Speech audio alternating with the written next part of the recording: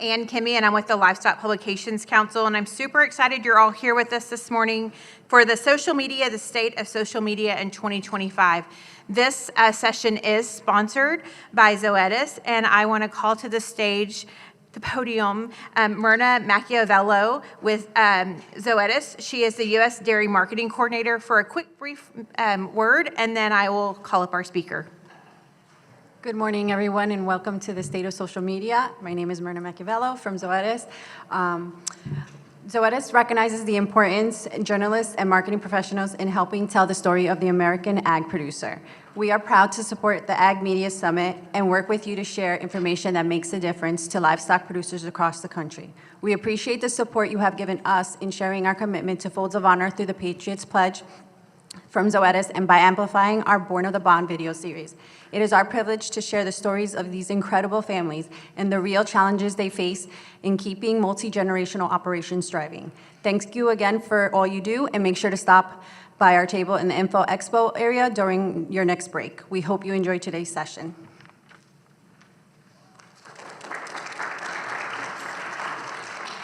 Thank you, Myrna, and thank you, Zoetis, for sponsoring this session. So it's my honor and privilege to kick off our session with our guest speaker this morning, Mr. Rally Miller with PBR. Rally is a short-form video specialist with 5 years of experience working in the social media landscape with companies such as UFC, Nitro Circus, SLS, USA Baseball, and more. Along with ideating, shooting, and editing content, he excels in social media management with more than 4 million lifetime views of videos he has posted. His most important professional talent is identifying and creating engaging social media content that elevates brand value. He has a passion for photography outside of work and loves taking photos and capturing moments that will last a lifetime. He attended Hendrix College and earned a BA in English with emphasis in film and media while also playing collegiate baseball. Please welcome Mr. Rally Miller.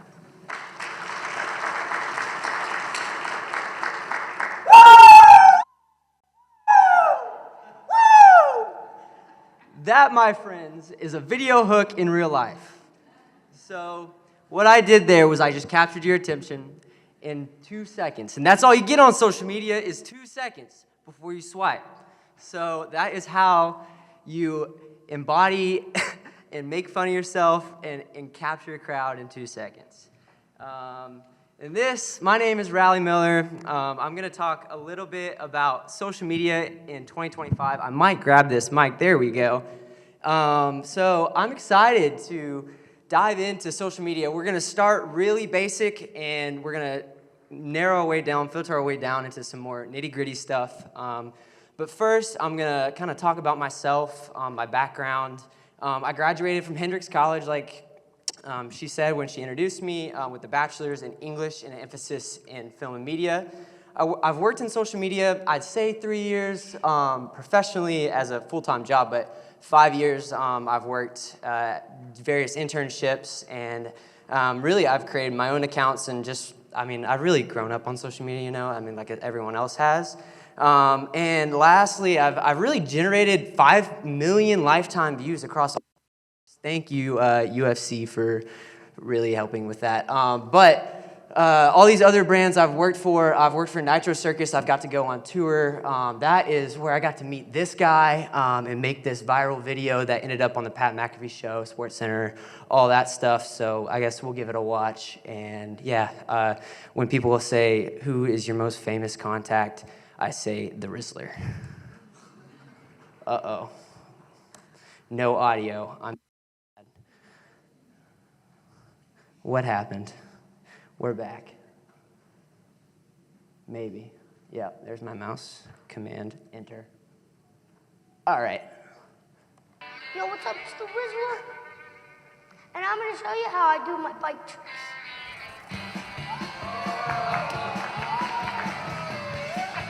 This is probably the no game. And last but not least, the 4-leaf clover.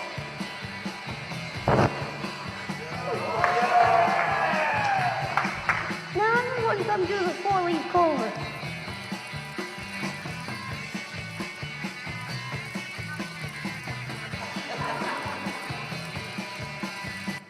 So yeah, I made that, and the Rizzler posted it, and it got a lot of views, and it was really fun. So before we dive into social media, I want to talk about the PBR, which is the company I work for now. I'm a social media digital content producer for them, and it started in 1993 with 20 rodeo cowboys who wanted to break away and make more money because the rodeo's main attraction was bull riding, and they felt like they could do that. They all put in $1,000 each to win a grand prize of 20 grand. Some say they were hot checks. We don't know. Now we fast forwarded to 2025, and now we tour in 4 countries. We've hosted 1.43 million fans in venue, and we have 290 million fans tuned in to watch both PBR UTB series tour and also Teams tour. There is a new Teams format in 2022 to make bull riding more consumable to a broader audience, and so we are in the middle of team season. I just came from Duluth yesterday, wrapped up a great 2 days there. And so that leads me to my next point of PBR is bull riding is not just rodeo, it's a sport now. And we're trying to make it mainstream. It's consumable. Teams has rosters, they have standings, they have IR moves, trades, all of that. So if you are not a fan of PBR, you should tune in, pick a team, and root for them. And like I did, maybe you give a little woo when someone rides. And then a little bit about my position at PBR. I am, like I said, a social media digital content producer. I make TikToks.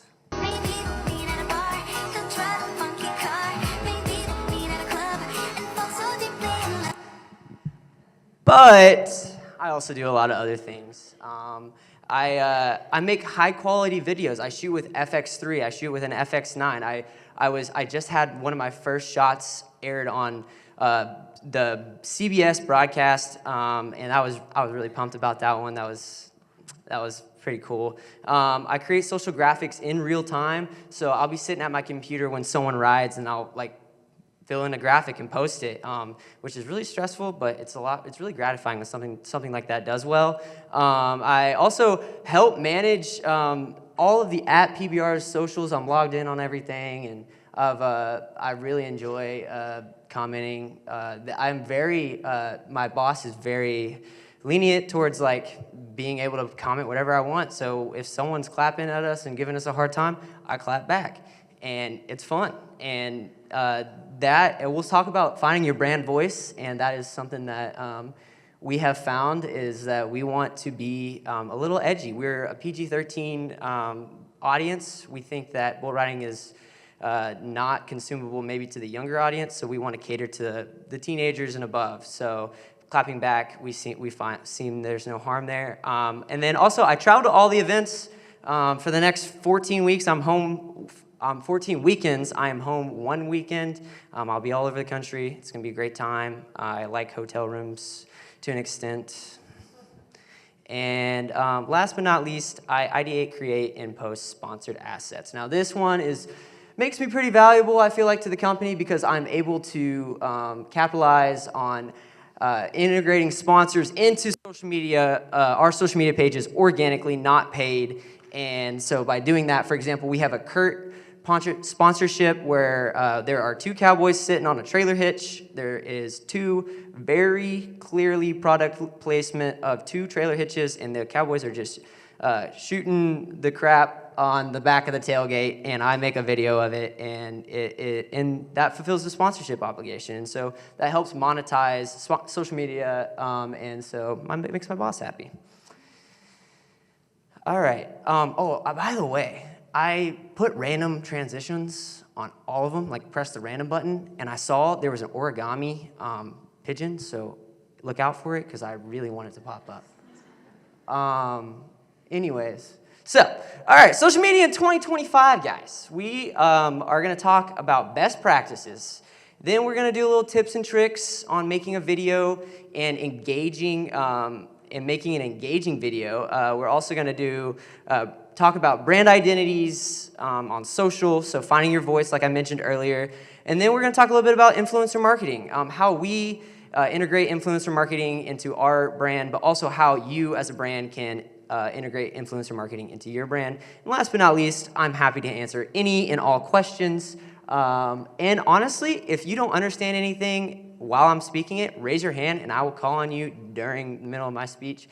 I'm not afraid of any interruptions or anything like that. So without further ado, let's get into it. All right. First off, this is the most key note that I can possibly say is post your videos in 9:16 on social media. I'm sorry, we have some videographers in the room that might disagree. It says 19:6 is the way, this is the hot dog style, right? We got the 16:9, but then that's your phone right here. You see how it's 9:16? So that's what we want to post our videos in on social media. It fills more space on your phone. It makes it more engaging to a viewer, and it's the way that that you have a better chance of your numbers increasing on your social media accounts. So use that. Also use multiple formats. So what I mean by that is I often see pages that have aesthetics of just posting photos, just posting videos, just posting videos that were shot on a cinematography camera. Like, mix it up. Like, that's what we do at PBR. We mix it up. We will post your high-end slow-mo wrecks, which we call them, which is when the bull steps on a person or a cowboy, and it looks gnarly, and it is gnarly, but the cowboys cowboy up, and they're okay. I don't know how. But we'll also post iPhone clips. When we're live posting, we post broadcast clips. When in the middle of the week, we post photo carousels. Sometimes we'll mix the carousels where there's photo and video in them. So there are all these different ways that you can present your information to an audience other than just one strict way. And that's what I'm trying to convey here is it is really important to mix it up. The more that you mix it up, the more chance it is that your posts will do well. And then the next one is make sure in your videos that you have all the text in the safe margins. So this right here I created for our PBR editors and the rest of our social team.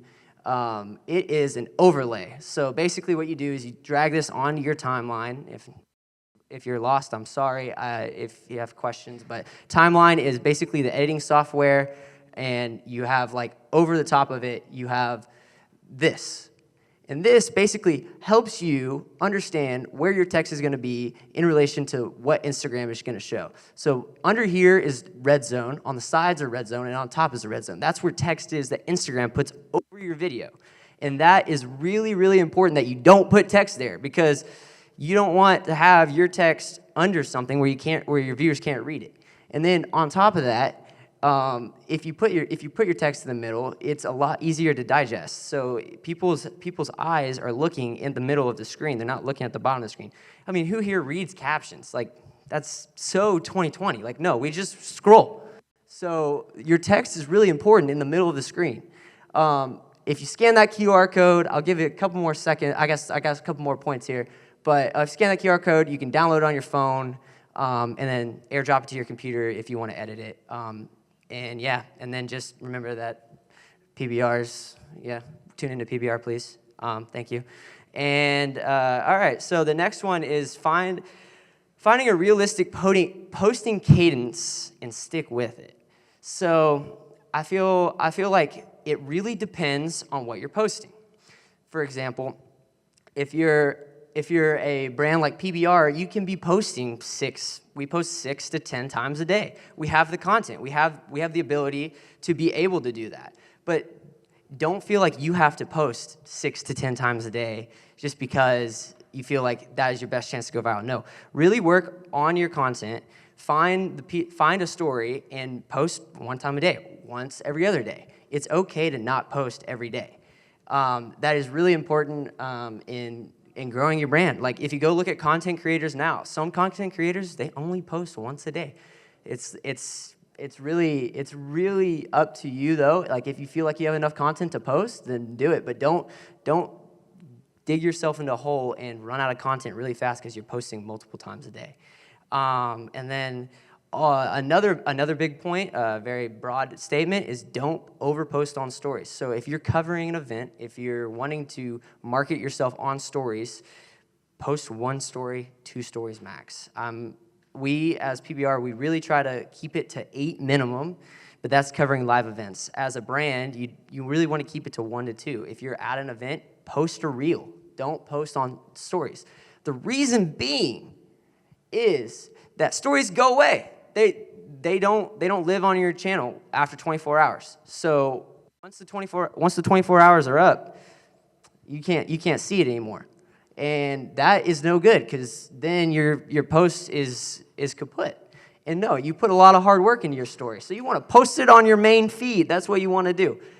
Less is more.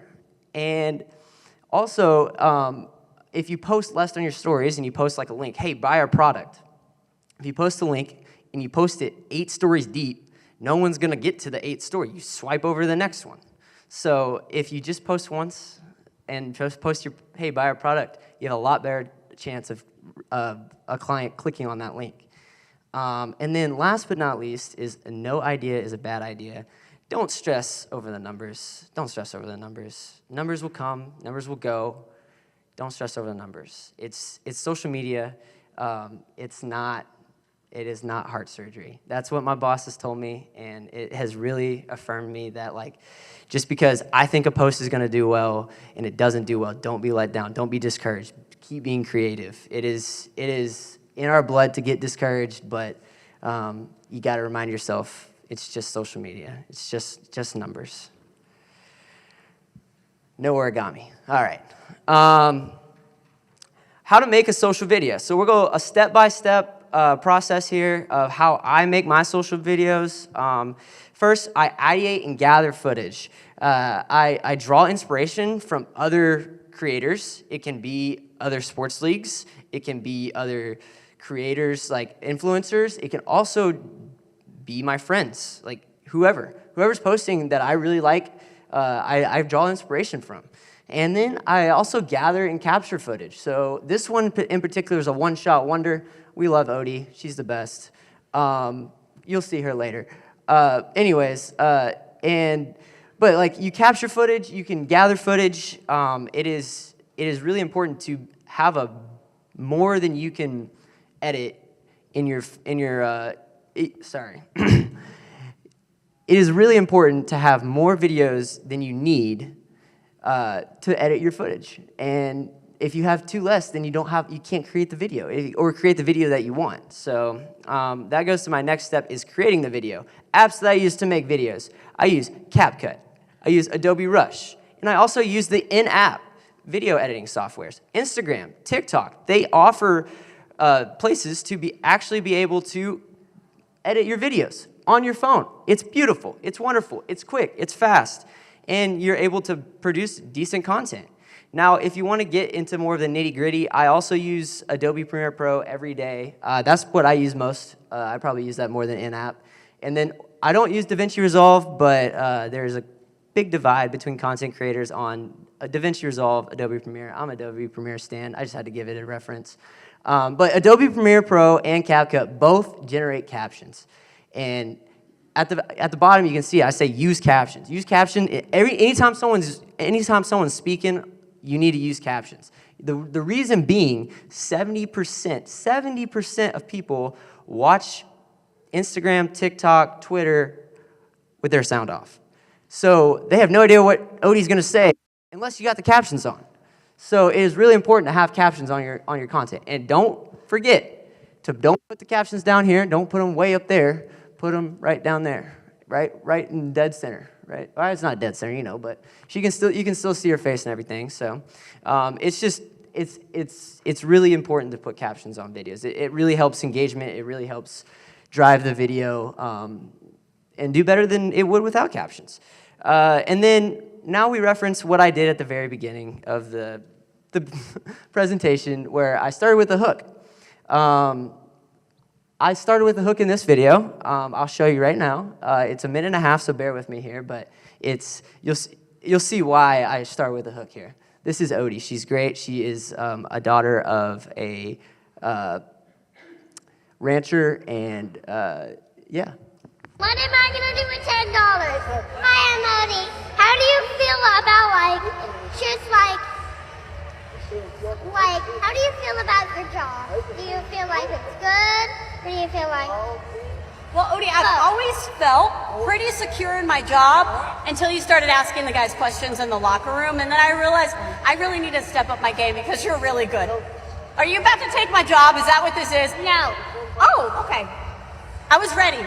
But do you know you can very soon because you're doing an awesome job. Yeah, you can. What? Don't you want to work full time? No? Not too much work. You want to limit the amount of work right now. Yes, I don't even get paid half the time. My dad didn't even pay me for a college account. Never even paid me $20. I only got $10. What am I gonna do with $10? Inflation these days? Nothing. Absolutely nothing, Odie. Save it. I only have $100 million on the line. I too probably, If I understood you right, you do have $100 million somewhere. maybe in my bank account. Odie, you don't need my job. You and girlfriend. Go vacation. You know what I'm saying? Vacation? Where do you want to go? Australia. Can I come with you? Sure. Done. It's a trip, Odie. Okay. So Odie is the best. We love her. But more importantly, I can break down this editing and the shot. It was shot on an iPhone. It was one take. Odie didn't need more than one take. She's great on camera. We bought an Amazon lookalike mic. It is literally $30 to you put a DJI mic inside of the windscreen, and it looks like an actual handheld mic. DJI mics are a lot cheaper than these mics. They're a lot more portable. So then we put stickers on it with the World Finals. And then I put captions. I was cutting in and out, right, making the video more engaging. So if you're watching if you watch that same video without the captions, if you watch the same video without the text on the screen, if you watch the same video without the hook, it doesn't give the same effect.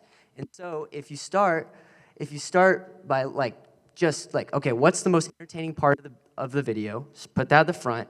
You can leave it in the video, say because you're setting it up, right?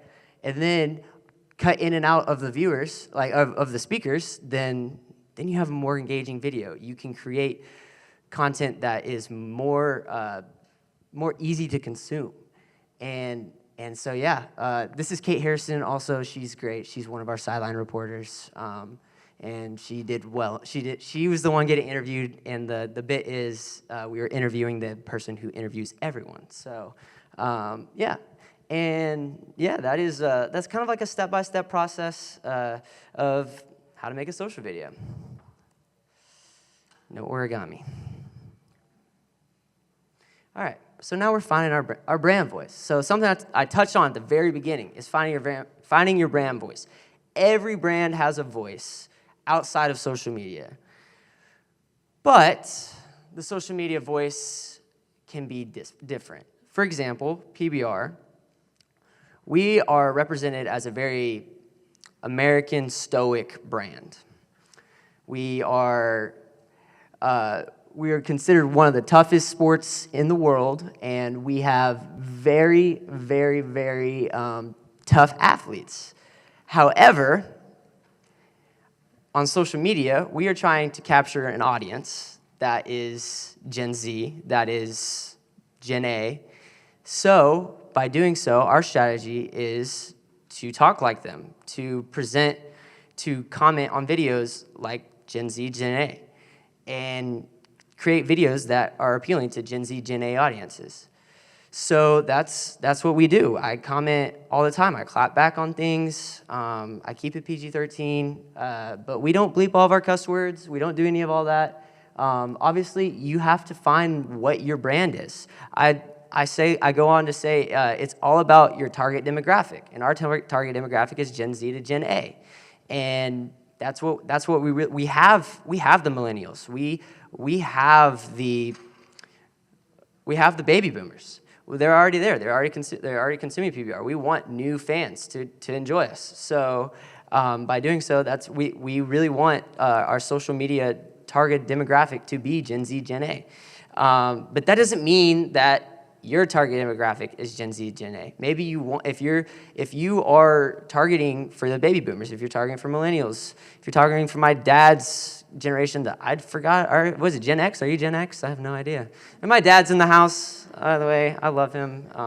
He was the one who kind of got me up here to speak and everything. But yeah, Gen X. If you're talking to that audience, then yeah, maybe you don't clap back. Maybe you're a little bit more professional. You just have to understand your audience. And so I then go on to say memes are good because I'm a Gen Z, Gen A, and I would like to say that my dad laughs at memes. You just have to, if you make memes, maybe make a dad joke meme. I don't know. It's just got to find your target audience. So question.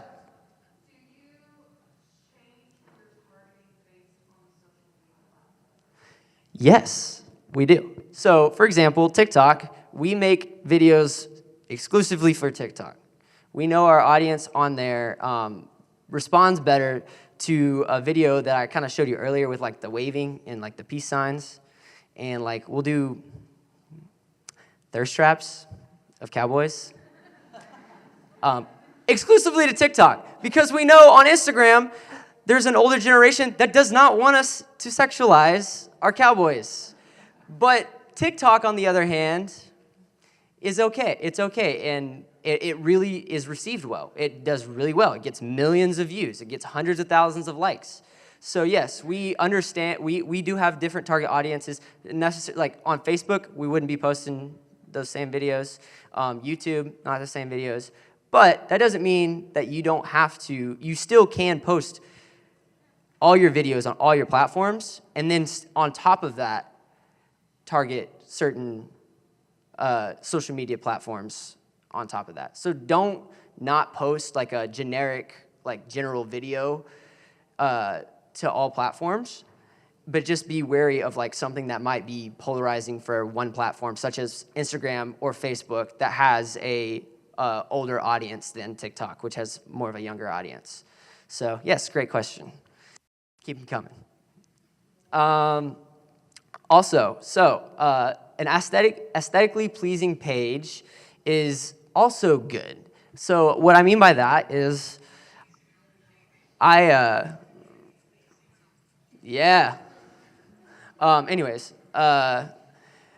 that I mean like your really curated post with like fancy photos and like fancy video. You got the slow motion, you got the beautiful commercials. Like that is okay. There's no wrong way to do it.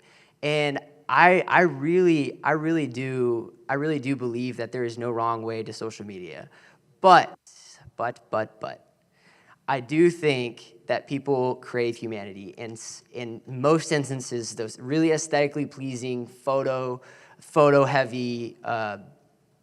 very curated posts don't feel as human as your TikToks. They don't provide a sense of humor. They don't provide a sense of humanity as our TikToks do. People want to engage with other people, and that's where we bring in influencer marketing. Origami. Dang. All right. So first, we'll talk about influencer marketing from a PBR perspective. Obviously, from a perspective of another brand that might not have the same pull as PBR, I will get into that in the next slide. But first, there is a difference between a celebrity and an influencer that is very pertinent to this space. A celebrity, Brad Pitt, probably isn't going to come and make jokes on PBR's TikTok, unfortunately. I wish he would. But an influencer, on the hand, might. Most likely will, because that is their livelihood. That is their job. That's a whole new job that has just popped up in the last 10 years of content creators coming to a space where that is their sole job, is to make videos and create social media virality moments. And So what we do is we hire an agency to help connect us with local influencers, people who create content for a living in Dallas, in Fort Worth, or any stop that we go to, and we invite them out and we have them post organically on their own socials about PBR. And what that does is it is a guerrilla marketing tactic that helps promote our events without our consumers realizing it's an advertisement. Don't tell other people I said that. But, because you might start noticing it. People, your favorite influencer might be at an event, an F1 event. They got invited to because F1 wanted them, F1 to be on their page. If that's PBR, we do the same thing. We invite influencers out all the time they post about PBR events. Come to a PBR event. This is sick. Something like that, or just a video of them and they tag us at PBR. It's so much more. It's so much more organic than posting a flyer on the influencer's page that says, "Hey, come to PBR, buy tickets." Like, no one wants to see an ad. They want to see immersion. They want to see the influencer at the event having a good time. So that's what we do.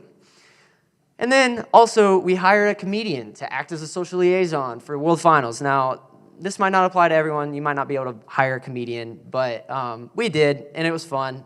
It got mixed reviews, but that's what we want. We wanted mixed reviews. We wanted controversy. She did not know anything about bull riding or in the cowboy space at all, and she was interviewing the cowboy, JB Mooney. And so it led to controversy, but sometimes controversy is good because it increases engagement. It increases social discussions. Why is this girl that knows nothing about bull riding interviewing JB Mooney? Well, it was because we wanted the novice fan or someone who wasn't a fan to feel like they were they could have a conversation with JB Mooney if this woman could. Now, she is pretty funny, so there is that. But anyone can have a conversation. Anyone can come into our space without knowing anything about bull riding and still enjoy it. Now, to be fair, there's only 2 things to know. You got to hang on, don't touch the bull, 3 things, and you got to be for 8 seconds.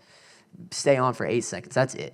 All right, and before I play this video, this social liaison was able to generate over 10 million views by interviewing celebrities and fans at World Finals that we posted on our own channels. So I shot everything on a FX3, and we used that same DJI mic little thing to put in the windscreen, and we ran around, and I edited in live time, and I think we got, over 3 days, we got 12 interviews up from celebrities and whatnot. It was fun. It was really fun. It was a lot of work, but... Where is Jagger? We're looking for Jagger. We want to get Jagger on camera. How's it feel to be raising a famous child? Like, you have a child star on your hands. Yeah, it took me 20 years to build my reputation, and he's 6, so he's got me beat real fast. It's very Kris Jenner of you. You're becoming a Hollywood mom. No. Nice to meet you, Jagger. How are you feeling today? Do you want to be a bull rider one day? All-round champion. You want to be a champion? All-round champion. An all-out champion. Can we do a fit check? Can we see your outfit? Yes, you have chaps on. Let's see the boots. Yes, Jagger. Oh, a turquoise boot. Legend. And the buckle. My dad got the buckle. He won it. He won the buckle and you're wearing his buckle, huh? Fix the boots, fix the fit. Jagger, well, it was so nice to meet you. I'm a big fan. High five. Have fun. Okay, so now you can see that she was a very novice bull rider, all-around champion. That's not what she said. She said all-out champion. The people nitpick. She mentioned Kris Jenner to America's badass. And people in the comments are going, what is this chick doing? Like, what is this chick doing? Well, it created a sense of conversation. There were other people saying, well, people don't know about PBR. They don't know about cowboy terms. So this was a perfect example of that merger between novice bull riding fans and hardcore fans who are like kind of nitpicky, but I don't know. I think they still watched it and somewhat maybe enjoyed it. I don't know. Maybe laughed at her, not with her. Anyways, let's go. Okay, that's what I wanted. That's what I wanted. All right. So, how can you integrate influencers into your brand? We reach out to, you can reach out to agencies. Like I said, we work with agencies all across the country to be able to have influencers come out to our events. DM them. They're all business people. They all have their emails in their bios. Direct message them. Hey, we want to work with you. They are always looking for business opportunities. That is their job. So don't be afraid to send them a DM because that is their job. Send them your product if it aligns with your brand.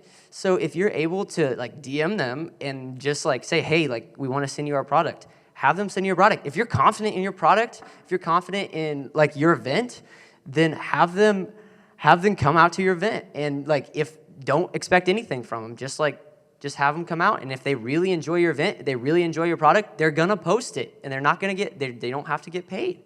And it's perfect. It's a secret way of marketing. It's product placement. It's just like in the movies where you have like a Coke bottle in like the background. And you're like, is that a Coke bottle? Or like when people are using an Apple phone. No one uses Apple phones in movies, and you're just like, what in the world? Like everyone uses iPhones, but anyways, you have to pay for that. And so it's the same concept here. DM/message them. What I mean by that is there are other avenues besides like direct message. So like you can find in their bio, you email them. If you go on Instagram, there's ways to like find Pressmore and contact them using phone number and all that other stuff. Influencers are very easy to access. It just feels like they aren't because it's all social media and you don't really know them. You haven't made that face-to-face connection. But go out there and just see what happens. It's like cold calling. Just like if you're trying to sell a product, it's like cold calling. And most are gonna say no, but you're gonna get yeses. And then hire an influencer to be a face of your brand or your voice and the voice of your brand, Lord. And ask them to wear your product without trying to sell it. So what I mean by that is, once you find an influencer and you have a target demographic and that influencer meets that target demographic, try to create multiple pieces of content with them. Try to associate when people see them, they associate with your brand because people associate with people more than they do with brands. It's just the way it is. There's the most followed Instagram account in the world is Cristiano Ronaldo. It's not a brand. It's people. So if you're able to find someone that can represent your brand, then you have a better chance of converting to sales, of converting people to tickets, to convert. Like if you see somebody, for example, if you see JB Mooney, if JB Mooney's over here and he's at a PBR event, you think bull riding, you think PBR, and like he's the face of our brand. Or was. Now it's John Krember, if anyone's fans of PBR, but JB was. But he's still around, he's still coaching. But yeah, that is influence in marketing, that is social media in a nutshell. Thank you for your time, but I am open to all questions regarding that. I'm really happy that origami bird came up. But yeah. Question?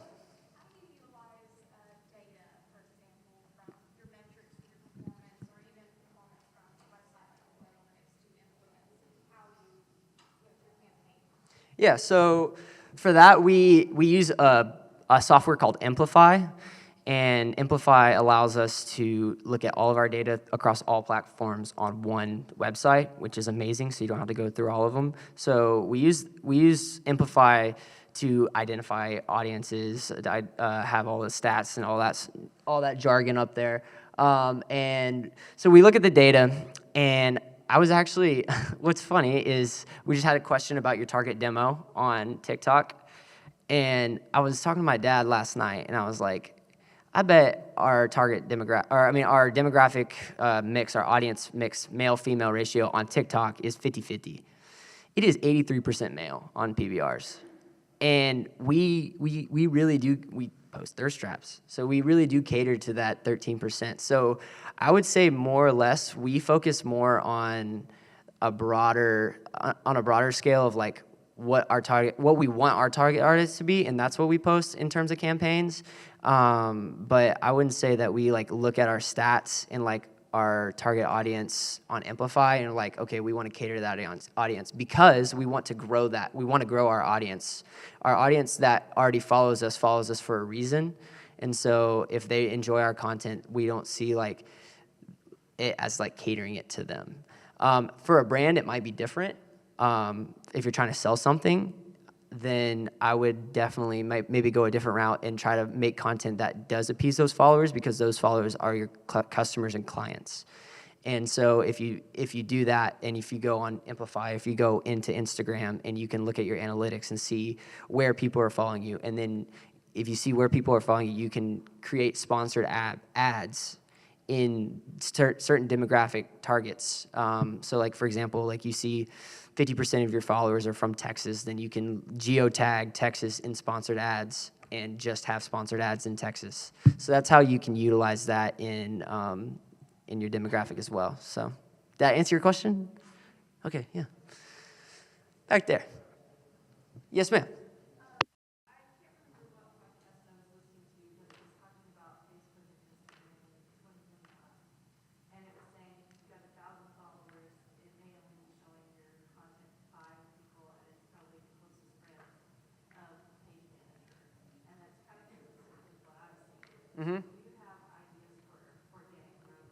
Yes, absolutely. So like I said at the beginning, posting cadence is key.